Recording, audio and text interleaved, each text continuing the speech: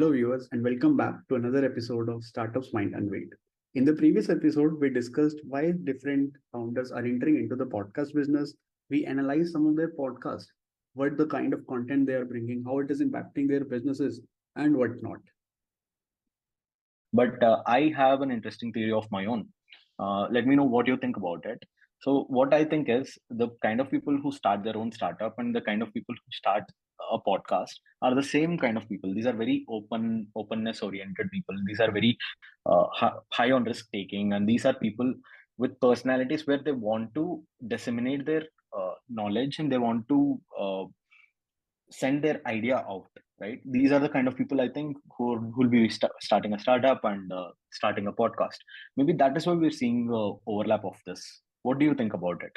Oh, this seems to be an amazing theory that you have drawn. I never thought of this actually, but let's see what our guest has to say about this theory. Maybe you can introduce him to the audience now, finally.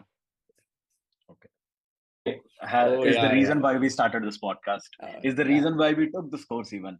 And exactly. this is, you do you know who I'm talking about? Yeah, I know. It is Anurag, right? Yes, it is Anurag Manek of M Squared podcast fame. He's not only that, he's also a person who has a mission of spreading this medium to the entire country. He takes a lot of workshops on how to do a startup, and not just that, right? You were there in one of his workshops even. He talks about why we should do it, what should be our motivation. So internally he gives you a nice framework to think about how to start a podcast. And we are two people who started this podcast because of him. So let's invite him on and try to get world of podcasting. So let's ask him some questions about how to get into the space and try to understand the space more deeply. Yeah, hi Tesh, hi Gagandeep. Thank you so much for such a kind introduction. Really, it feels a little weird to hear about yourself, but yeah, thank you so much for that. It definitely So does. So, there's a thing that we wanted to ask you, and you already alluded to it. Why do you think some things work for some and some don't? And more importantly, is ideation more important than execution, or like how does it work? What has been your experience in the kind of podcasts that people like to listen in Yeah. India? Is there something different about Indian audience? Yeah, it's a lot different about Indian audience, right? Considering Mhm. in India, radio was the primary source of entertainment for people. Radio has existed for a very long time before, anything else came in. So Indians like to listen is what I can say. When you talked about what type of podcasts work in India, Mel. So considering the success of shows like Crime Patrol, right? In India, true crime podcast work really amazing. Then it's the horror podcast. People love listening to horror shows. Third is the interview based format podcast, especially which is on the entrepreneur side, because considering how startup and it's this entrepreneurs podcast started working post, you can say it COVID, like 2020, 2021, since it has started picking it up.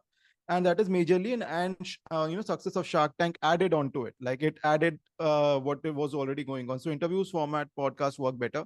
So fourth one would be what is that called, motivational, more on the lines of like motivational podcasts that are there, or self-help podcasts that are there, right? Some are there. And the fifth one is the erotica. So these five genres, like erotica is where Pocket FM, Cuckoo FM really get their game on. So these are the five type of podcasts that work very well in India, right? So this is, if you start in one of these genres, it's going to really work out really well. So if you ask me about genres, that is where what would say key from a personal experience, execution is more important, how you're executing on the field, and understanding the pulse of the people who are listening to you. Once you get the analytics of your first 5-10 episodes, that is when it matters the most on how you're going to change on the go. So I'll give another example that when I started, I had a target audience of in the mind of 30 to 35 years, because I thought those are the people who are going to be entrepreneurs, where it was vice versa, to be honest. And then I realized that people are listening to the podcast, in the time range of 8 to 10 a.m. and 7 to 9 p.m. That is their commute hours to work or maybe to college or somewhere back. So and mostly they would be looking for some sort of light sort of entertainment, light humor in that. And that is where I started including funny stories of my guests, because I was not funny enough. So I have to include funny stories of my guests. And we all have some or the other funny stories in our lives, right? So I Right. started counting on their experiences. So there was this dog story by one of the RJs that was there. RJ is from Red FM Ahmedabad only. He's the podcast producer up there. So his story was there, like how he used to get bitten by dogs in Navratri, and then he had to go pray and all. So that thing got, that I'm not sure if it was a curse. That thing got, cut off. So these are the stories that really helped me to actually, what do you say, get more traction. People started looking forward to it. So I would say execution is more important, and more of like, what do you say, like being street smart also on your podcast, like how you can change, and also, doing marketing on a budget. And also I would say execution is very important. You can ideate a lot of things, but it all fails when you go on the field, and like that is very important, how you execute your initial plans, and like how you deviate from them, how you, what you can say, optimize them once whatever you have planned is going down the south. So that is very, execution is very much more important, if you say, as compared to ideation. Amazing, Lovely. amazing. Yeah. So I just That wanted to know that once we have talked about now talking about the execution part. So there we have seen a trend where when we started a couple of years back, maybe people wanted to listen to 15 to 20-minute podcasts. But when we Yeah. talk about this entrepreneur-led podcast, just like you mentioned right now, right? So these are some of the podcasts are going to 2 hours. Like the barber shop is going for 2 hours, Hmm. WTF is going for 1.5 Yeah. hours. So what do you think is the ideal content time for these, and why do you think the founder-led podcasts are maybe 1.5 to 2 hours and others are say less than 30 minutes? What is your take on it? Yeah, see, the ideal duration when it goes for a normal interview based podcast should be around 22 to 30 minutes, depending on the type of conversation that you're having. But, like if you see for BBC or the McKinsey, their podcasts are again 1.5 hour to 2 hours long, like which they produce in house. The primary reason for that, you just, when you're talking about on the entrepreneur side, I have had podcasts that have been like 2.5 hours, 3 hours long discussing and all. But the problem with that is, like, you obviously have to that much big, what you can say, time frame from a guest. And so even if you see Nitin Kamat's podcast that comes around, like that's, it's usually very long, 2.5 hours. There's a whole panel discussion that is going on. And even if they are doing one-on-one, it goes around to 1.5 hour. And the primary reason I would feel, for that is because the kind of conversation they are having cannot be squeezed down into 20-25 minutes. It has to be a very detailed one for people to listen to, because if they're talking about their startup marketing or any stories, they have to give a whole background.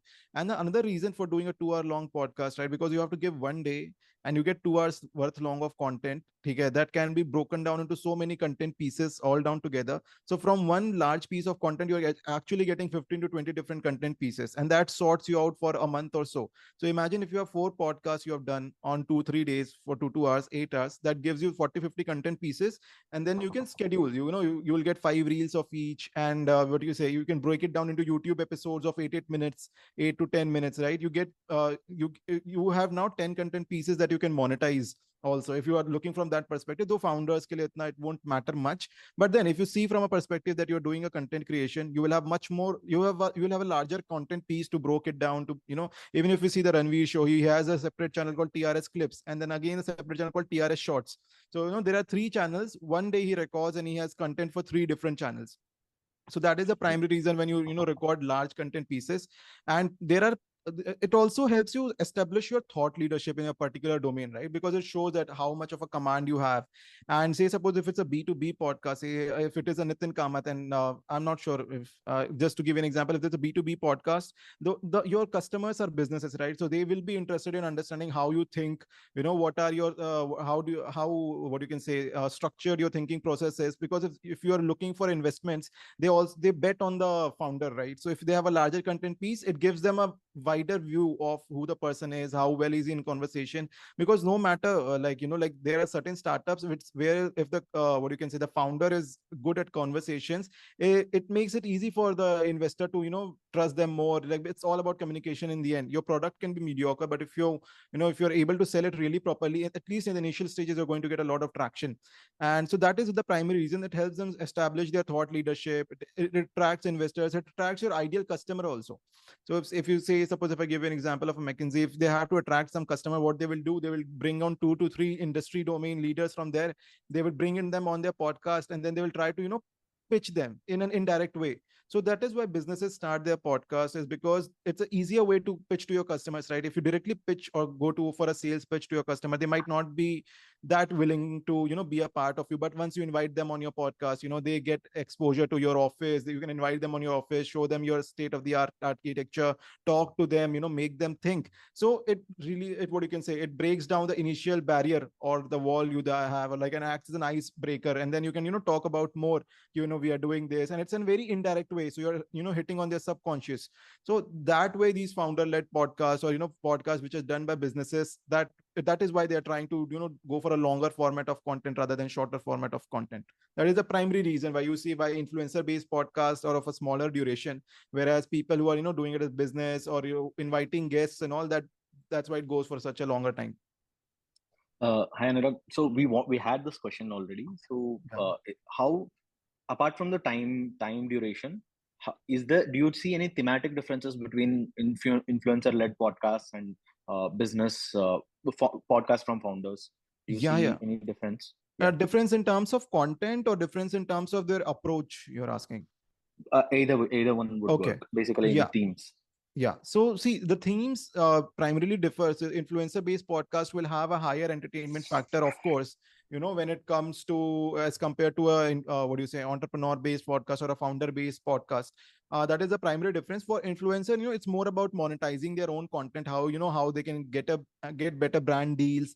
What type of guests will help them get a better what you can say, sponsorship for their how we can get more views on our podcast. It is not about reaching out to a set of people of 3,000, 4,000. For them, it's about reaching the masses. But one person I didn't like before, People who but start podcasts and people who start startups are similar kind of people. These are very entrepreneurial, open-minded, young, risk-taking people. Do you think there is something behind this theory, or would you agree to this, that the personality types of people who are willing to start something on their own, and people who are starting a podcast and wanting to express this ideas and Mhm. wanting to spread their ideas around, do you think there is a personality overlap here between them? Is that why we are seeing a lot of podcasts from the founders? Okay. So, okay, from the founders, right? Right. Yeah. So because I'll tell you, in Indian scenario, right, 80 to 85% of podcasters are people who already had an audience in terms of YouTube, Instagram, or any other way. So for them, it was just like, okay, let's just jump into this new bandwagon that has come in and make the full use of it. So the remaining 15 to 20% are people who have been in the field of radio, say suppose, or Hmm. as you mentioned, your founders and all. Because still you can count on, and on your fingers, like how many founder-led podcasts are there in India. The rest all will be some other influencer who had a huge following on Instagram, or YouTube, or somewhere else they have started. So see, I would agree, because one basic point for I would agree to your thesis, or say your point line of thought, on one simple fact that, see, both are a long term game, right? You cannot until and unless something goes viral or your product becomes really viral, like say suppose ChatGPT or OpenAI, until unless something like that happens, it's a really long game. Because it took me at least 2 years to get a decent amount of listenership, or to get a decent amount of traction on the podcast. And I think the same goes for any sort of entrepreneur or startup that they are starting. So yeah, I think that line of thought is really right, because it's a long term game. You cannot reap the benefits within a year or 6 months. It takes some time. It takes a proper strategic planning, I would say. Because if you're starting just from podcast, it's a long format content. And in this world of reels and shorts, it takes a little bit of time. And I would say Hmm. it's more of like a bootstrap startup rather than a heavily funded startup. If you starting from, if you have humble beginnings, obviously, if you have a large amount of investment to make, then obviously you can start. But if you start more, look, most of the podcasters in India, right, are middle class people who found a medium to express their thoughts, and it could be started in as little as 1,000, 2,000. And once they started growing, then they started putting in more investments. I remember I started recording a phone call as my first episode. So I recorded a phone call, and it's like that only. It was not on any mic or something. It was a call that I recorded, and I thought I'll push it out. So, like making best of whatever you have, and then slowly putting in more money and going forward with it. So I would say, yeah, that line of thought is correct. And basis the fact that it's not a short term game, it's a long term game. And then, if you are bootstrapping it, that is the best way to do it. So on those lines, and it takes a lot of work also in a way, because audio as a medium is very difficult to get traction on, right? It will take a lot of time for people to start listening. Once they start listening, then they will start sharing. It is like a startup or a company that works on word of mouth, right? So that way, yes, that way I'll agree to what you're saying. Yeah. Oh, amazing, amazing. So I had this one question, like if we see how this space has evolved over a few years, in the past few years. So what we see is if we are talking about say a couple of podcasts, so where a Bombay Shaving Company podcast just has a logo of Bombay Shaving Company attached to it, and then they Yeah. just give a gift hamper of Bombay Shaving Company at the end. Right. While the WTF podcast nowhere discusses about Zerodha. They just bring in a few founders, 4 to 5 founders, and they discuss and have a candid conversation about a trending topic. So what is your take? Like what are the how the space has evolved? What are the trends? What people are looking for? So it is very different, right? Someone is talking about their brand while someone is not even bringing Yeah. that into the picture. So what do you think? How is this different, and what do viewers actually want to listen? See, what viewers actually want to listen is very difficult to decode, because their tastes keep changing, it keeps changing every now and then. But yeah, if you have to break it down from the two perspectives, I would say, like even though Zerodha has made what do you say, investment in the share market in a very retail fashion right now. I started my investment journey from Zerodha itself. It was very easy to start up and download. And if I just have to compare from the Bombay Shaving Company, it's a company that is primarily B2C, I would say. It's B2C at the end of the day. It's not B2B. It's major, I would say, like the marketing and all they do is from B2C perspective. So for them, their branding becomes very important, right? For them, even see, they're playing the dual game at the same time. Even the founder will be there. It will establish his thought leadership that he can converse well, and he's a personal brand in himself. And apart from that, the branding that it gets, because it is they're what they're trying to do is getting a mix of both. Though they 80% targeted on reaching out to businesses, 20% is to create some content that gets viral, and that can actually reach out to people, and what do you say, like bring more traction onto on their brand, right? Because if you see, for podcasts, it's majorly the youth that is listening to, in the age group of 20 to 29 or 30, if you have to say. So if that brand reaches out, and if you see, they create proper content on reels, and they're trying to get it viral, and also for them it's about branding also. It's about, I would say, from my perspective, it's about creating thought leadership in their space there. And like, I think they recently did with Tanmay.